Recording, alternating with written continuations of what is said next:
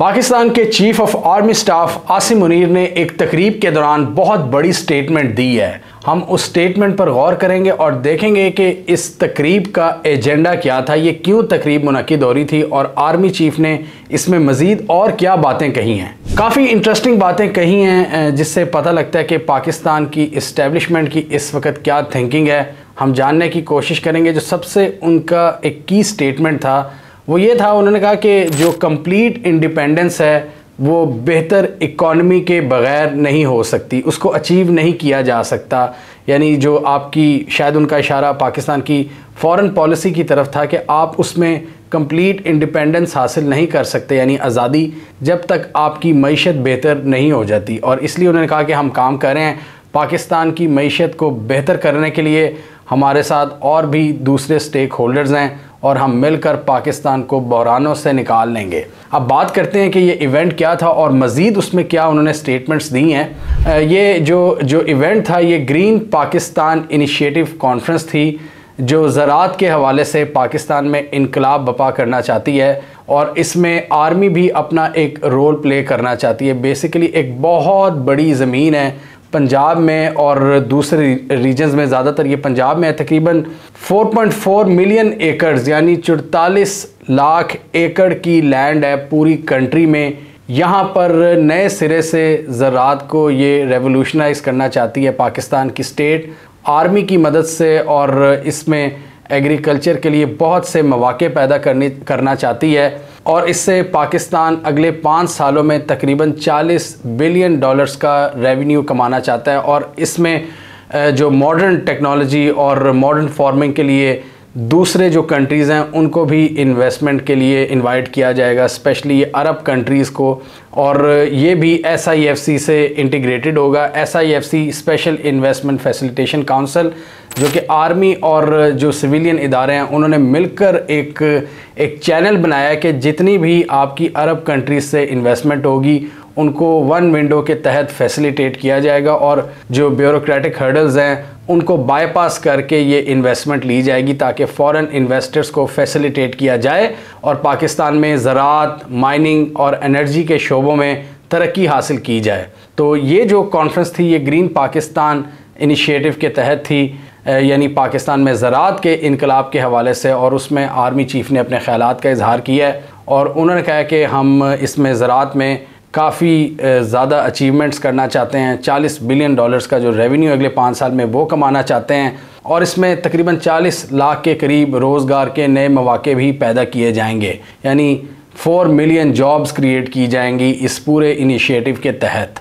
इसका एक major agenda ये भी है कि अगले 5 सालों में पाकिस्तान की फूड सिक्योरिटी से रिलेटेड जो इक़दामात हैं उनको भी मुकम्मल करना है। अब आजकल की अगर नेशनल सिक्योरिटी की बात करें वो सिर्फ बॉर्डर्स तक रिलेटेड नहीं रहेगी, उसमें और भी बहुत से एलिमेंट्स हैं। उसमें आपकी जो पॉपुलेशन है उसको किस तरह अपने साथ रखना है स्टेट ने, उसमें ये एलिमेंट भी आता है। हाइब्रिड वॉरफेयर, इसमें साइबर का एलिमेंट भी है, डिजिटल का एलिमेंट भी है और इसके अलावा फूड सिक्योरिटी भी है। और पाकिस्तान की नेशनल सिक्योरिटी पॉलिसी जो आई थी उसमें भी फूड सिक्योरिटी का स्पेशली मेंशन किया गया था कि फूड सिक्योरिटी के बगैर कोई भी नेशनल सिक्योरिटी मुकम्मल नहीं है। तो इसलिए पाकिस्तान की जो रियासत है वो फूड सिक्योरिटी पर भी काम करना चाहती है ताकि जो फूड शॉर्टेजेस जिनके पैदा होने का ख़तरा है अगले कुछ सालों में, उनको ओवरकम किया जाए इस मॉडर्न एग्रीकल्चर के साथ। और इसमें पूरी स्टेट पूरी एफर्ट के साथ काम करना चाहती है और इसमें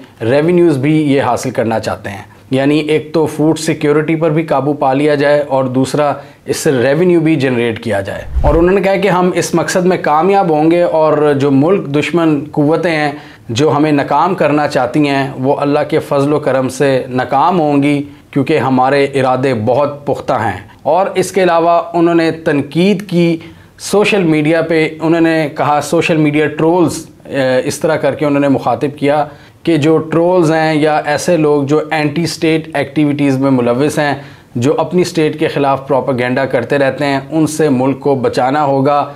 ये बहुत बड़ी रुकावट है मुल्क की तरक्की में और इनको हमें हर लेवल पर डिस्करेज करना चाहिए। और उन्होंने कहा कि सोशल मीडिया ट्रोल्स का जो नेगेटिव प्रोपेगेंडा है वो हमारे तरक्की की राह में कभी भी रुकावट नहीं बन सकता, क्योंकि हम इनको कभी कामयाब नहीं होने देंगे। और उन्होंने इन एलिमेंट्स को पैगाम दिया है कि कोई भी इंस्टेबिलिटी बर्दाश्त नहीं की जाएगी। पाकिस्तान का जो सफ़र है तरक्की और खुशहाली का, उसमें इन लोगों की जो रुकावटें हैं उनको बर्दाश्त नहीं किया जाएगा। इनको इंस्टेबिलिटी क्रिएट करने की इजाज़त नहीं दी जाएगी। और साथ ही उन्होंने पूरी कौम को कहा है कि यकजा होकर ये जो नेगेटिव प्रोपेगेंडा फैलाने वाले लोग हैं उनको हम रिजेक्ट करें और उनको सोसाइटी लेवल पर डिस्करेज किया जाए।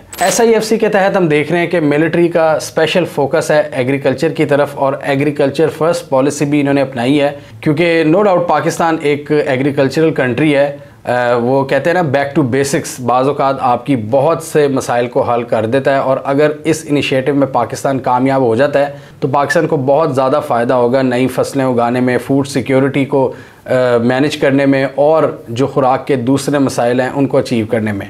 और अगर ये सक्सेसफुली हो जाता है तो पाकिस्तान रेवेन्यू भी जनरेट कर सकता है और ज़राअत के शोबे में तरक्की हासिल कर सकता है। इस हवाले से आर्मी चीफ़ ने मज़ीद डिटेल्स दी हैं और उन्होंने कहा कि इसका सारा जो रेवेन्यू होगा उसका मेजर चंक जाएगा प्रोविंसेस को, यानी सूबों को इसका सबसे ज़्यादा हिस्सा मिलेगा और बाकी जो हिस्सा है वो एग्रीकल्चरल रिसर्च करने वालों को मिलेगा और फार्मर्स को तकसीम किया जाएगा जो बाकी हिस्सा होगा।